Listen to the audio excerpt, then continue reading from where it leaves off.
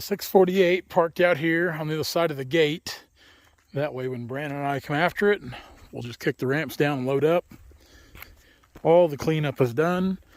So in this video, you're just going to see a little bit of a complication of me on the 648 doing some cleanup here at Polo, and me on the 333G doing some cleanup at the last job we were on in Arcola.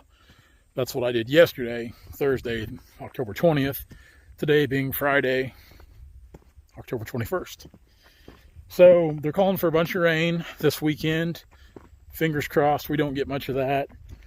The next job we're moving to up here is actually down here at Higginsville, Missouri. So we'll be a little further south, and I say a little, about 45 or 50 miles south of where we're currently at, which will be nice as far as the distance and the drive.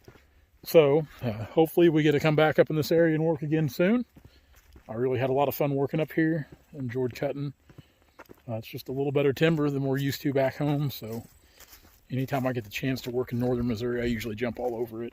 I love coming up here to look and buy timber.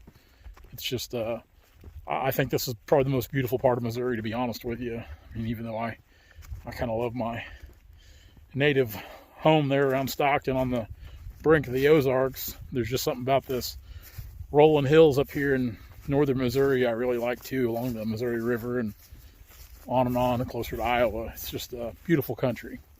Anyway, guys, enjoyed today's video. I'm going to head back towards Stockton right now. It's in the early afternoon, so I've got a bit of a drive ahead of me. So we'll try to do something this weekend, but weather permitting, who knows what'll happen. If not, we'll see you guys next week, because I'm sure we'll be in the timber somewhere. Thank you so much for watching. Enjoy today's video. So even after the timber's cut, the job's not necessarily done. That's what we're doing today. We're back here in Stockton, Arcola, just south of Stockton, Little Bird. So the last job of walnut we cut before we went up north, this is where we cut. We were here for 2 weeks and fighting the hedge, blah, blah, blah, all that. So what we're doing today, I'm actually here. I've got the pintle hitch on, here to get that guy right there, get him loaded up and get him home, because we're probably going to need him up north. So, but first, we're going to put the bucket on, and we're going to do some cleanup. We're going to get all these end trimmings out of the road. Let's flip the camera around. All these end trimmings, stuff we cut off the logs, we're going to get all that piled up, where they can burn it, do whatever with it, just so it's not all scattered out. Then we're going to run the bucket back over the roads down through here and just kind of slick everything up, make sure everything's in good order. We don't want to leave things in terrible shape. Just kind of make things look good. Then we'll load up the 333. We're going to go home with it first of all, because I've got some more rock I want to spread on the log yard before we start hauling the next bunch of logs in.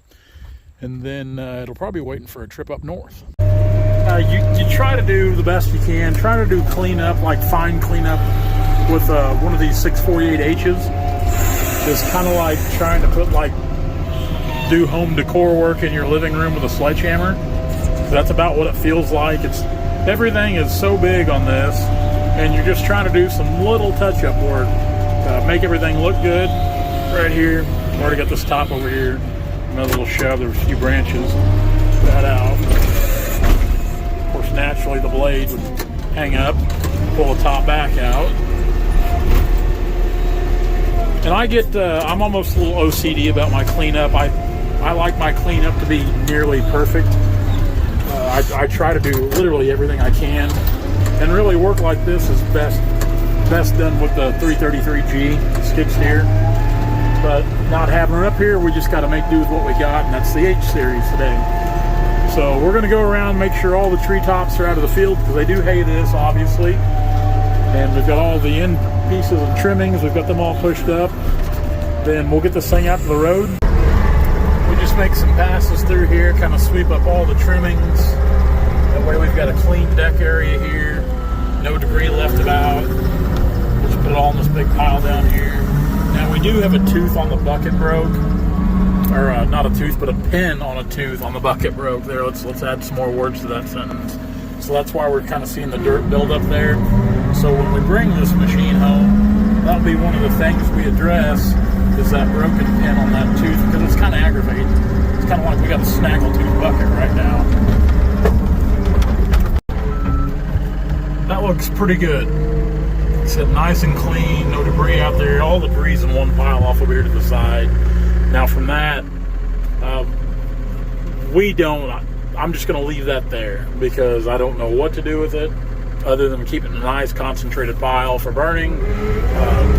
Landowner here lives out of state. The place is rented. I'm told it's going to be sold here at the first of the year, so surprise for the new owner. You've got a pile of blocks. So we're going to go down through here now, the log road. We'll go down through here, make sure everything's nice, clean, swept up. Which there's no ruts. We'll bring the bucket back over things, smooth it out, make it look good. Now usually when I'm doing cleanup, it's pretty casual. No hard hat, no chaps, just a t-shirt, blue jeans, work boots. Always wear boots. I don't think I own a pair of tennis shoes. Pretty much wear my work boots no matter what kind of event I'm going to. That's about as formal as I ever get. If I can't wear my jeans and boots, I probably don't need to be there. I'm not a real fancy guy or formal person. So we're going to go across the creek here. And I'm actually going to do a little work to this creek crossing before we leave here. Which they weren't that concerned about it because they said they don't use it much anymore. But still, it's not in bad shape. But I'm just going to try to cut it down a little bit. Like I told them, the first time another flood comes along, it'll probably wash it back out because, as we stated previously on this job, they have some pretty good floods here. So that's out of our control. It's out of anybody's control. That's all God's handiwork there about the flood. So, but yeah, it'll definitely probably cut that back out. Now we've got a few tree tops here. Pretty much got all these pushed up together the other day. There were several trees right here. So we'll go ahead and get this pushed back out. I don't even think they hay this over here the way it looks, but we still want everything to look just as neat as possible.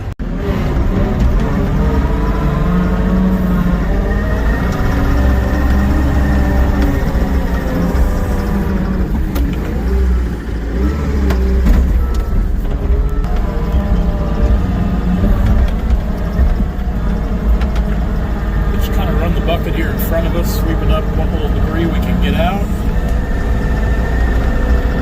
Most of my roads are pretty clear anyway because I like to run with the blade down on the skidder. I always try to make good roads just because we run our roads with our side-by-side so much. And good roads for me means good roads for my landowners. And I know they'll appreciate that long after we're gone. I would say this place will probably just end up a kind of recreational property for deer hunting.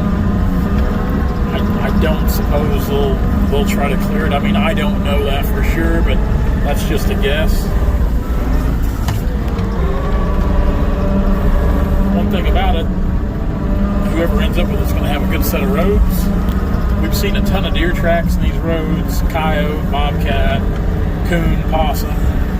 Sasquatch, you name it, we've seen it here. These roads are good enough. I wouldn't be afraid to drive a vehicle down, a small truck. I could probably get the old 550 down through here, but it might be a struggle. But a smaller Toyota or even like my 4Runner, that wouldn't be much of a challenge.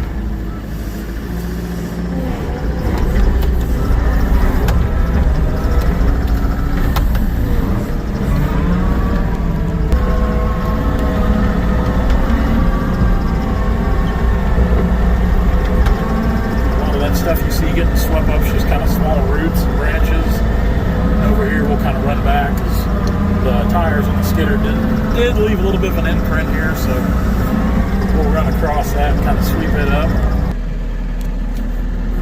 Now I absolutely love leaving my jobs looking good. I like for people to be surprised all the way around when they have us come out and do a job. I like for them to be surprised with how it looks, tree selection, money they make, just everything. I try to take a tremendous amount of pride in our work and what we do here. And even like this, even though this job has been done for 2 weeks, we're still here trying to put the finishing touches on it, get everything cleaned up and looking good. That way we can get on to the next one.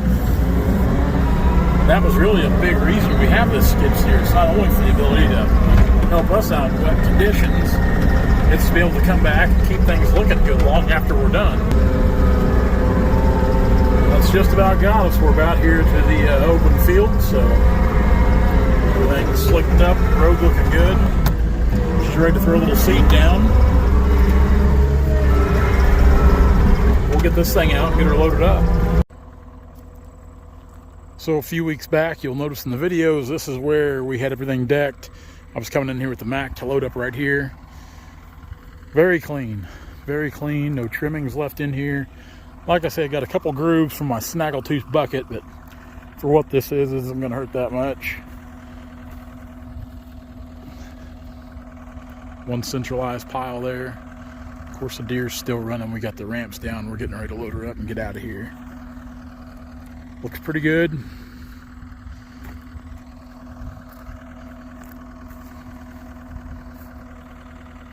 Just because all the timber's cut doesn't mean the job's finished.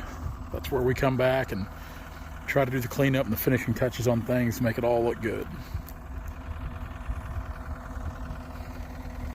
So this was the log deck area right here where we drug everything out. And see, it's anytime you're trying to do fine work with the 648, like cleanup work, it's like using a sledgehammer to put nails in your living room for pictures. It's not, to me. Yes, you can do it, obviously, but compared to using the 333, it's just not as fast and not as neat. So I have scraped the ground in a few places, but all in all, it looks good. That grass will grow back. It's not that big a deal. I'm sure they'd rather have that than all the end trimmings and pieces, which you can kind of see them in that pile right there. That's what that big pile is. Did that, went along the fields, pushed everything back. Everything's looking good. Definitely happy with how this job turned out as far as the overall finishing looks of it, the aesthetics. Try to leave things better than we found it. Widened out their creek crossing for them, shoved some gravel from the creek from both above and below the crossing to put in the actual crossing itself, so maybe it'll give a little more stability in the years to come. Now, I say that in the first big flood that comes along, it'll probably be gone, but for now, it looks good and then get across there, especially it being a little wider. And I actually cut the approaches down with the blade too, that way it's not as steep coming in and out of there. So that should help them get on the other side to hay that, because obviously they hay this, but it doesn't look like the other side gets near the attention that this side does. So hopefully they can utilize that side a little better with their hay equipment from now on. Hey guys, if you like what you see, be sure to like, comment, and subscribe to our channel for all of our latest videos.